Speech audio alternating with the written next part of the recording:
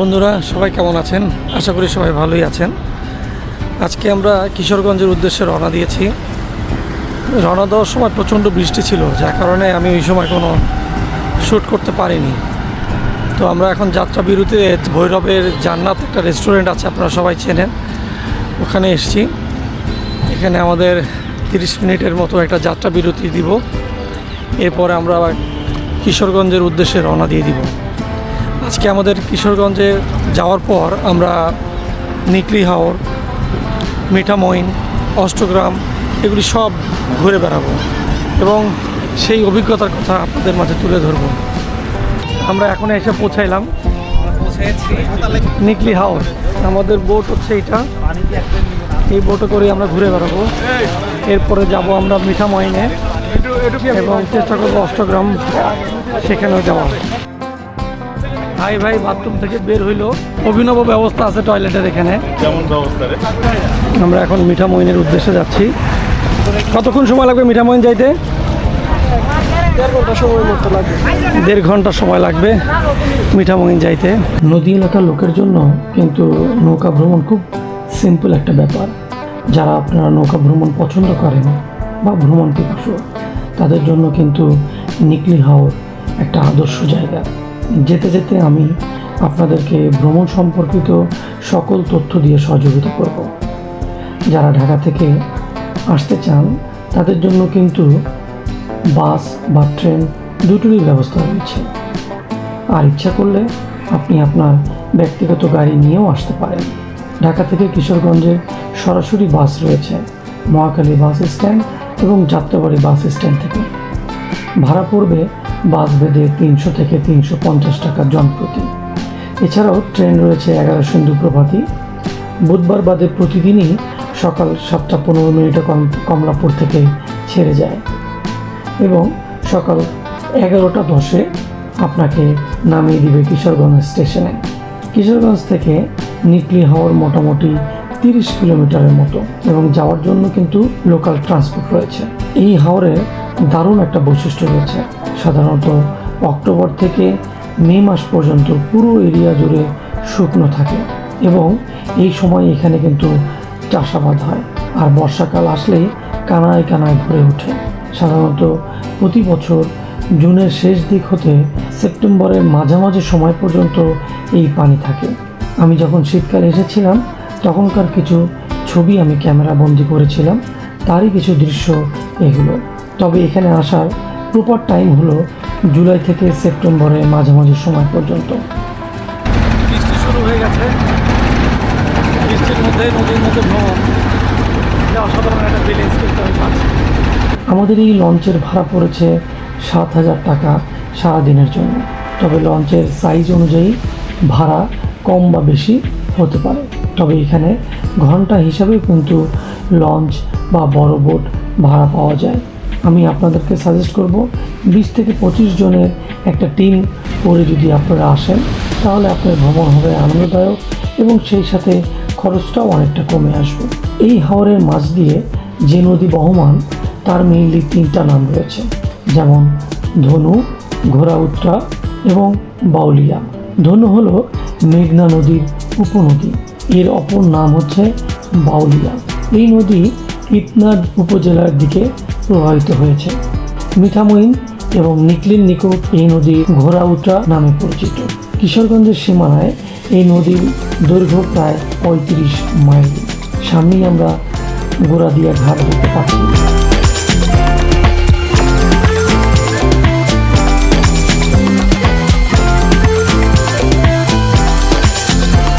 সবাই এখানে এই গাছের ফাঁকে ফাঁকে সবাই কিন্তু গোসল করে। সবাই গোসল করে এখানেই। আমাদের সাহেব ভাই নামতেছে।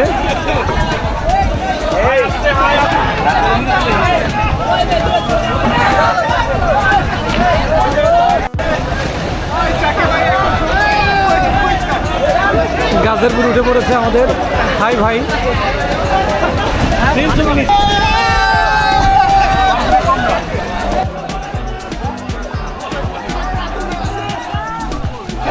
সবাই বেশ আনন্দ করছে এই জায়গাটা।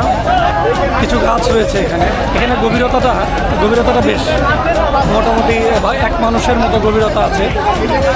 আর সবাই এই জায়গাটা খুব আনন্দ করছে কিন্তু।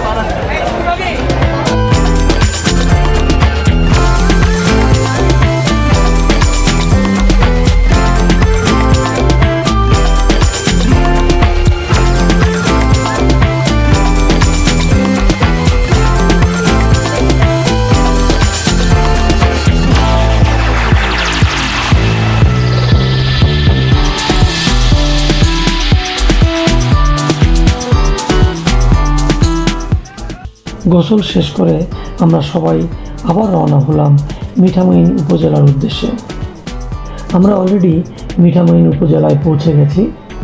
ওই যে দেখা যাচ্ছে মিঠামইন ঘাট। ধীরে ধীরে আমাদের লঞ্চটা কিন্তু এই ঘাটেই ভিড়বে। দেখতে পাচ্ছেন এটা হলো সেনাবাহিনীর বেস ক্যাম্প।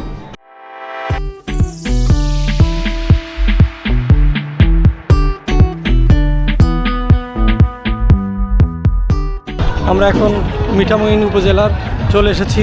কিশোরগঞ্জের একটা উপজেলা মিঠামইন। এখানেই রয়েছে সেই রেকর্ডকৃত আলপনা। আমরা একটু পর যাব সেখানে। বাই দিস টাইম আমরা এখানে লাঞ্চ করব। লাঞ্চের ব্যবস্থা করা হয়েছে এখানে একটা রেস্টুরেন্টে। কিছুক্ষণের মধ্যেই আমরা সেই লাঞ্চ করতে যাব। আমরা এখন লাঞ্চের জন্য যাচ্ছি। এই যে হাওর রিসোর্ট দেখতে পাচ্ছেন, এই হাওর রিসোর্টেই আমাদের লাঞ্চের ব্যবস্থা করা হয়েছে। সবাই আমরা খাবারের জন্য অধীর আগ্রহে বসে আছি। খিদেই কিন্তু সবার মুখ একেবারে শুকিয়ে গেছে। কিছুক্ষণের মধ্যেই আমাদের খাবার পরিবেশন করা হবে। হাওরের ছোট বড় মাছ আর হাঁসের মাংস দিয়ে আমাদের এই খাবারের মেনু সাজানো হয়েছে। এই যে দেখতে পাচ্ছেন আতাউরকে ওই সব অ্যারেঞ্জ করেছে, কারণ ওর বাড়ি কিন্তু এখানেই। এত নৌকা এখানে, এত লোকের একটা ভিড় এই মিঠামইন উপজেলায়। আজকে শুক্রবার, সরকারি ছুটির দিন। সবাই কিন্তু যার যার মতো করে বেড়াতে এসেছে। অনেক নৌকা দেখতে পাচ্ছেন। আমরা এখন সাবেক রাষ্ট্রপতি আব্দুল হামিদের পৈতৃক বাড়িতে চলে এসেছি। এখান থেকে আমরা এখন চলে যাব 0 পয়েন্টের দিকে। এটা কি হইতেছে এখানে? মানে শিল্পকলা একাডেমি করবে, লালবাগ টেকনিক্যাল কলেজ।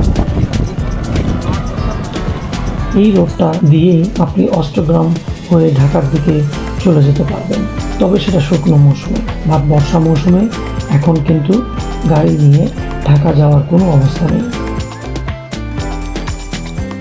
শুকনো মৌসুমে এই পথ ধরে অষ্টগ্রাম হয়ে সাবমার্সিবল রাস্তা ধরে ঢাকার দিকে চলে যাওয়া যায়। এই সাবমার্সিবল রাস্তাটি পানিতে ডুবে আছে, আর এটার দৈর্ঘ্য প্রায় 7 থেকে 8 কিলোমিটার রাস্তা। আচ্ছা, এটাই সেই 0 পয়েন্ট। আচ্ছা, ডান দিকে চলে গেছে।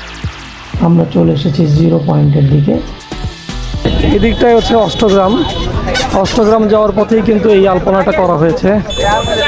আর এই সাইডটা হচ্ছে মিঠামইন। আর এই সোজা যেটা চলে গেল সেটা হচ্ছে ইতনা। এটা হচ্ছে 3টা এই থানাকে একসঙ্গে জুড়ে দেওয়ার জন্য এই 0 পয়েন্টটা করা হয়েছে। এই 3টা, এই যে রাস্তা, এখানে কিন্তু আগে রাস্তা ছিল না। এই রাষ্ট্রপতি সাহেবই কিন্তু এই রাস্তাটা করে দিয়েছেন 3 থানার লোকজন যাতে সারা বছর যাতায়াত করতে পারে।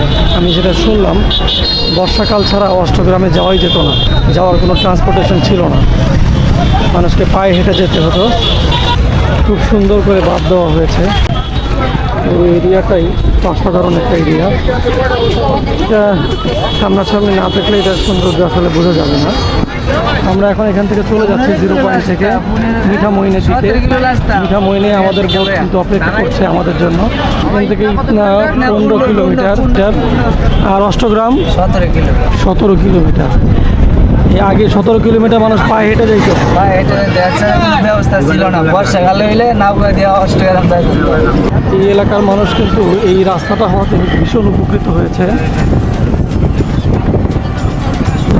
আচ্ছা, আপনার নাম কি ভাইয়া?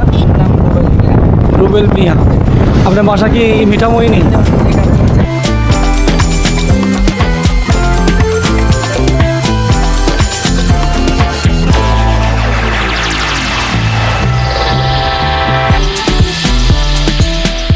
এটা এখানকার মসজিদ, তাই তো?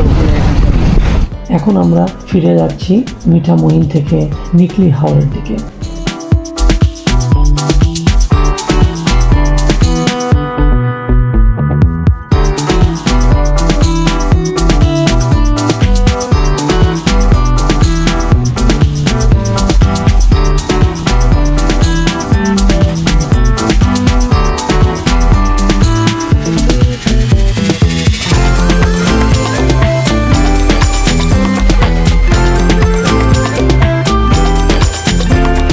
রসমালাই ডিস্ট্রিবিউট হচ্ছে, অষ্টগ্রামের রসমালাই। এটা অষ্টগ্রামের রসমালাই বেশ নাম করা। আমাদের আতাউরের শ্বশুর বাড়ি হলো অষ্টগ্রামে, ওইখান থেকেই রসমালাই আমাদের জন্য পাঠানো হয়েছে। অষ্টগ্রামের পনির কিন্তু খুবই বিখ্যাত এবং এর টেস্টও কিন্তু অসাধারণ।